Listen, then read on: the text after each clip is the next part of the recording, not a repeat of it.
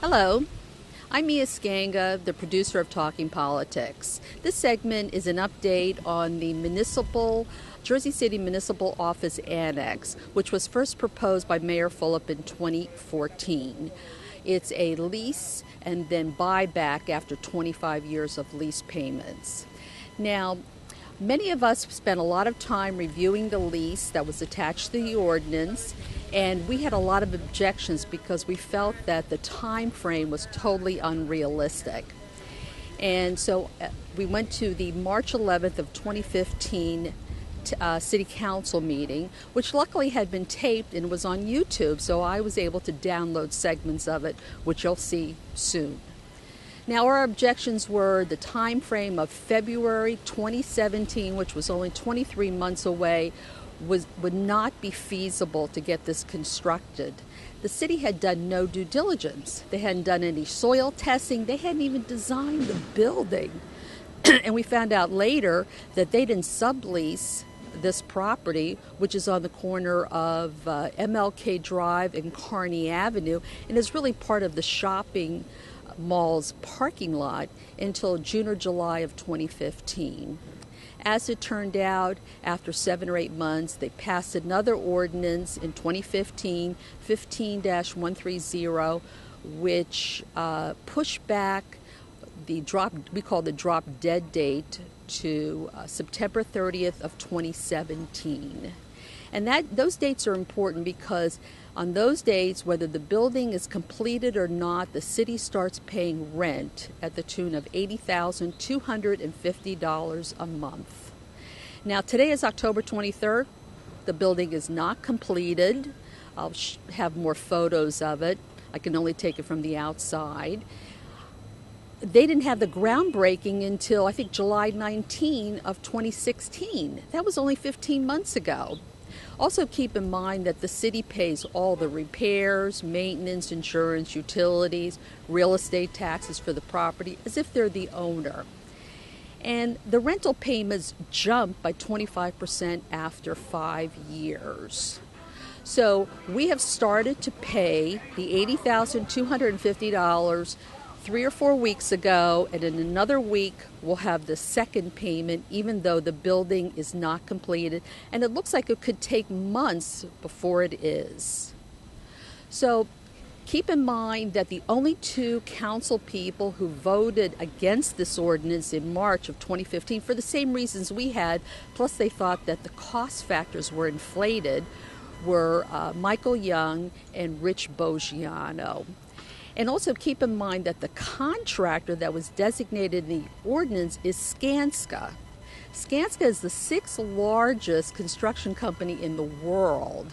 So maybe we got a few local jobs like security guard, cleaning up, what have you, but the main construction jobs were done by Scanga or one of their subsidiaries, as they have over 10,000 employees just in the USA. And that's always a big issue whenever you go to a council meeting, is local jobs, creating good-paying local jobs. Environmental testing will proceed in the same manner as it does with all city construction projects after the agreement is ratified and before and during construction. But I feel that the soil testing should occur prior to signing on the agreement. And the reason I feel that way is because the way the contract is written, whether the project is ready or not, the facility is ready, we start paying our rent. We start paying on that.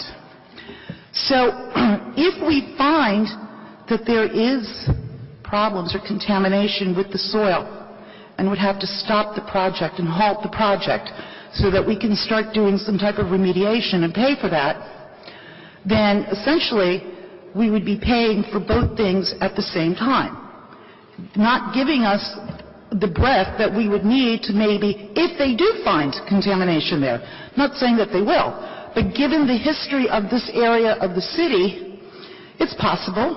I don't know what was there before. It's a serious concern. I think the community needs to know, or should know, what's going on in their community prior to this being signed on. So I think that the council should first see to it that that soil is tested and find out what's in there, because I'll cite an example up in Braddock Park. It's a county issue where they were fixing a park several years ago. They hired a contractor. And as they were building the park, they found contamination in the soil. So they had to put the project on hold until they could clean the soil. The contractor wanted his money. He had put aside his year worth of work or whatever he did, and what ended up happening was the county paid or bought out the contract to give it to the contractor, cleaned the soil, paid for that cleaning, and then had to put out a new bid. So this was money that was spent that we didn't have to do. And given that funds are tight all over, and this would not only affect the community around the area, but would affect all taxpayers. Express one more time that you've allowed enough time before the lease is due for possibilities of yes. things happening. I will. Okay. Thank Would you do for that one more time, please, so that I can be clear? Brandywine has committed to an 18-month construction schedule. That means the building will be built in 18 months. But the payments, our lease payments, don't begin for 2 years. So that it's got a built-in cushion. Thank you. Thank you. You're welcome. Thank you. That was. As my letter stated to you, I had concerns of how this project proceeded. You know, in listening tonight, it's kind of a sad statement. Every time there's a project that comes up in front of this city, and there's some opposition to how it's, proceeding, and that goes to all the previous administrations, including this one. The call goes out, and this place is filled with people who desperately want jobs, who desperately want their neighborhoods to be as nice as downtown, who want the same amenities. It's a sad statement. They're promised over and over again, and it doesn't happen. If it's not written in the document, it can't be enforced. With regards to the issues that I brought up in my letter to you, I have concerns with how the language in the lease is written regarding the beginning rental date. The actual lease in the definition page states that the basic rent commencement date shall mean the earlier of the date of substantial completion or February 1st, 2017. Regardless of what Mr. Corrado would say to you, and I am sure that the attorney for the city will verify what I say, is that that statement in the lease binds the city to a commencement date to pay rent on February 1st, 2017. Regardless if this place is built or not, there is nobody in this room that could tell me that they can guarantee that this place will be completed then. I have done commercial real estate since 1987. I can tell you countless times I have done construction deals, land development deals that involve contamination. The moment that somebody puts a shovel in the ground, all bets are off. I can't tell you if there's contamination on the site or not. But what I can tell you, as you are the representatives of the people of Jersey City, the taxpayers, it is your obligation to make sure the language is clearly stated that commencement date shall not mean the date of substantial completion or February 1st, 2017. The language should be changed to say when the certificate of occupancy is issued by the City of Jersey City and the city can now occupy the building, that is when the rent starts.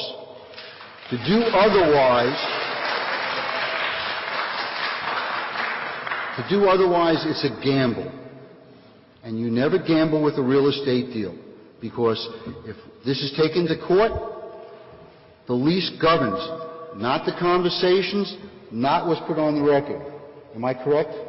Yes, that as every private developer in this city, this state, and this country who enter a contractual agreement, they have a due diligence period. I would suggest to you that a 60 to 90-day due diligence period should be incorporated before you institute the bond to test the soil to make sure that there's not an issue. It does not affect this deal by being prudent. Everybody who puts money down on a deal wants to make sure that they can close and build and occupy. I don't understand. That only unduly, the administration's view is that will unduly delay the project. How could 60 days delay the project? By definition, you just said if we wait 60 days, it'll be Market 60 conditions days change, later. interest rates change. It also, well, the biggest thing will be design. No one is going to design the building if it's contingent on a 60 to 90-day waiting period. You're talking about a 2-month period to make sure that you do not fall into a crater. Clauses that should be incorporated. I don't understand why you would want to commit to a date certain unless you know that you can actually occupy. Well, we know, so with regard to the clause around environmental contamination and things of that nature, I think that he was fairly clear about it, that it's the commitment to move forward and build a City Hall Annex in the area. I don't disagree with that. In that area. So once we test it, we're going to have to remediate it anyway. Absolutely. Right? And I don't so disagree we with that. incur that cost either way, and we're going to be committed to building. No, Council President, you're misunderstanding me. I am not talking about the cost. I'm not talking about the cost. I am talking about the idea that you have a lease that says that you pay rent at a given date regardless if the building is capable of being occupied. If there's an environmental issue, you're absolutely correct. The City of Jersey City is responsible for cleaning up, and they should clean it up without hesitation. But it takes time to clean up before you can construct the project. Right. So there should be certain language in this lease that states if that should happen, you don't start paying rent. No, actually, that's not quite true. What is going to happen is we will start testing immediately. While the testing is being done, then they can start designing the building. The building hasn't been designed yet. So that can happen concurrently. So we do not want to make it happen in a row. We want to have this process going simultaneously. Yes. Okay, excuse me, Jeff. Councilperson Osborne and then Councilman Yoon. Yeah. So I understand what you're Could you speak a little saying. louder, please? I understand what you're saying, especially when you say the words rent. But if you thought of the other way of financing this as a bond, right? So if we bonded, we'd start paying immediately. Correct. So this structure, this financial structure, quote unquote a lease, but it's a buyback over. Think of it essentially as exactly the same as bond. It's just a different way of doing it. Okay. And We have 2 years before we have to start paying, whereas if we bonded, we'd have to start paying right away. Right. So I'm having a difficulty understanding exactly what your point. I don't mean that in a rude way. I'm just like I'm not understanding the point that you're making is because to me, it's from that particular argument perspective, it's a better deal to wait 2 years to start paying because of the risk than to start paying immediately if we bond. Oh no, Councilwoman, I am not suggesting that. What I'm suggesting to you is that there's an uncertainty. We talk about Linden Avenue project and the new West District project. With all those change order, Linden Avenue project cost is $402 square feet. New West District cost for with all the change order, $398 a square feet. But City Hall Annex building, without any change order, costs us taxpayer $439. Okay, let's keep the... So your excuse, if we build, cost more, is not matched to what you present to the city council. I'm not sure. Do you understand? What about the work letter, Council President? The $50 a square foot work letter, or $2,250,000 to build out. A work letter is basically, how this project is working is that the developer is building a shell and you're getting 4 walls, floor, and stubbed out, and the city has to fit it out. They're getting an allowance to fit it out for bathrooms, offices, what is the lighting, question? Electric. And my question is how do you know that you can live within the budget of $50 a square foot, and if not, isn't the taxpayers going to pay? That's a good question. That's a very good question. So let me ask how that was determined. Working with the developer, the city's team requested that the furnishings, the built out, as you put it, be in the middle of what is the national standard. So, as I understand, the national standard is $30 up to $70. Right. So, on behalf of the taxpayers, we didn't want 70, but at the same time, we didn't want to have, women, infants, and children going to the cheapest thing that we could buy. So we picked the number in between, and that's how 50 was. So it's based on national standards, and it's the middle of the national standard. Is that a number that is firm as the construction cost, that once the building is built, that is firm, that there'll be no cost overruns in that? Well, only if the city requests things that are more expensive than that. All right, but right now there's a schedule for that. Okay. I'm a little confused about one item. Is the application to the local finance board was in year 6 a 26% increase in the rent? I understand the 2.5 every other year as a normal operating procedure, but 26% bump in year 6. If it's a lease to purchase, is the developer getting an adjustable mortgage or a balloon mortgage? There's no adjustable mortgage here. Mr. Corrado, would you like to address that? It's not. This is a good question because it appears confusing. It isn't a bump up in year 6. The city asked the developer, when the developer was going out to get finance, to have the first 5 years flat so that moving from our current rental leases would be the same or less. So when the developer went out to get the financing, they got the financing, but they flattened out the first 5 years at the city's request. And I'm assuming that the 4.6% is the prevailing rate today, but if it goes up, we pay as additional rent that extra interest? That's right, set at the time that the agreement is executed. So when we close now, we'll know. It doesn't change in the future. All right. Well, there's that old cliche, the devil is in the details. If you read the ordinance, which is online on the city's website, you will find that the contractor has already been selected.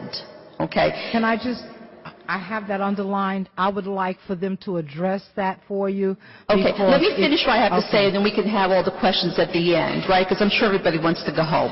Okay? Great. It's in the ordinance. Okay, the company is called Scanga, Skanska.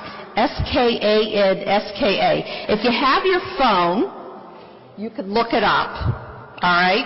I'm just going to read a few quick facts from their website, which I just pulled up. They are headquartered in New York. Okay, they have 39 offices. They have more than 9,600 U.S. employees working every day. They're big. Okay? They have more than 400 LEED accredited professionals. They are the 6th largest heavy contractor by revenue worldwide. We're not talking small potatoes here. I've been going to council meetings for over 25 years. And I've been here with the tax abatement meetings, and people are begging for jobs. Please, please approve the tax abatement so we can get local jobs. They never got the local jobs. It's criminal.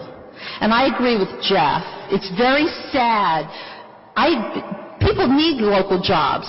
You're not going to get it from Scanga. They're union. They got their own people.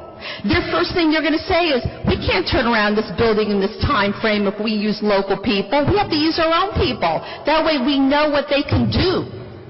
They're going to bring in their own teams of people. There will be no local construction jobs. I can guarantee it, because they're going to have a tough time frame. We're talking less than 2 years. This is March.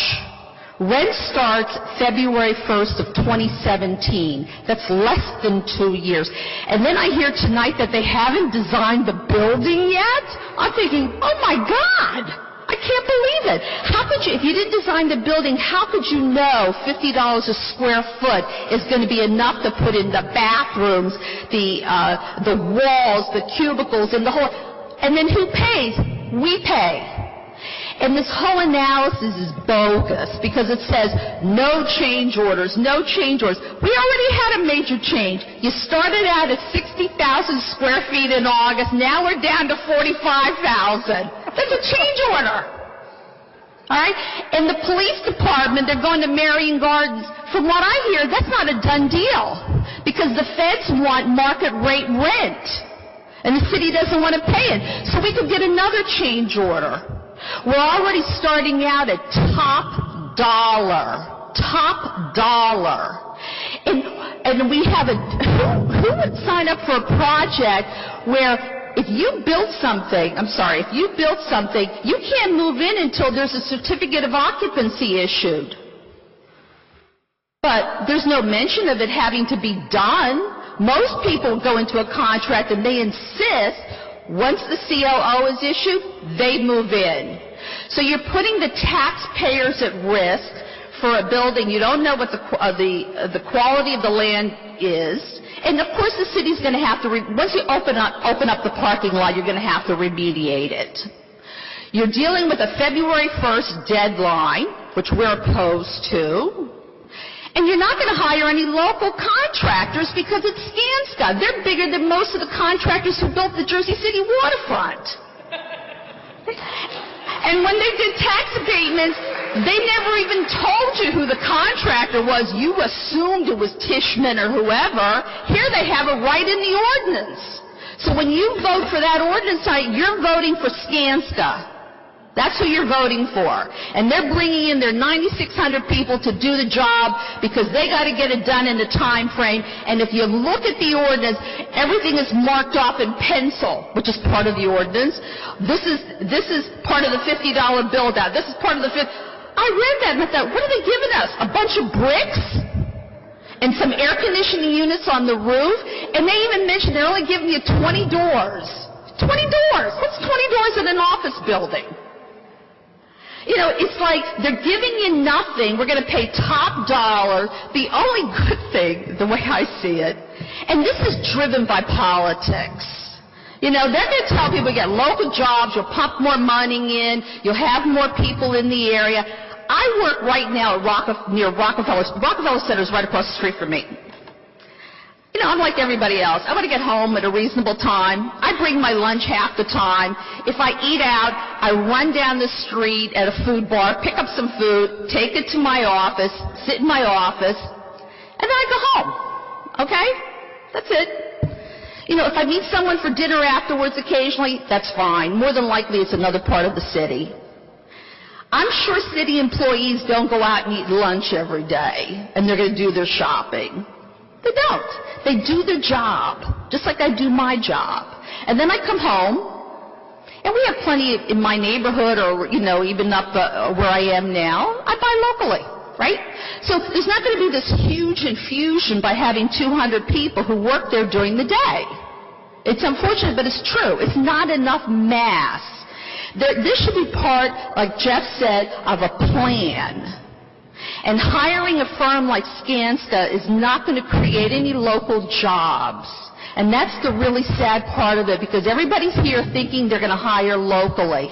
They'd have a better shot at getting a local job with some training, even if it does take longer than February of 17, if the city did bid it out. And this whole bogus analysis is based on no change orders. You already had a major change order. You're going to have plenty more change orders, especially if you haven't even designed the building. And the clock is ticking. You know, it's the nature of government. It's also poor planning by the city.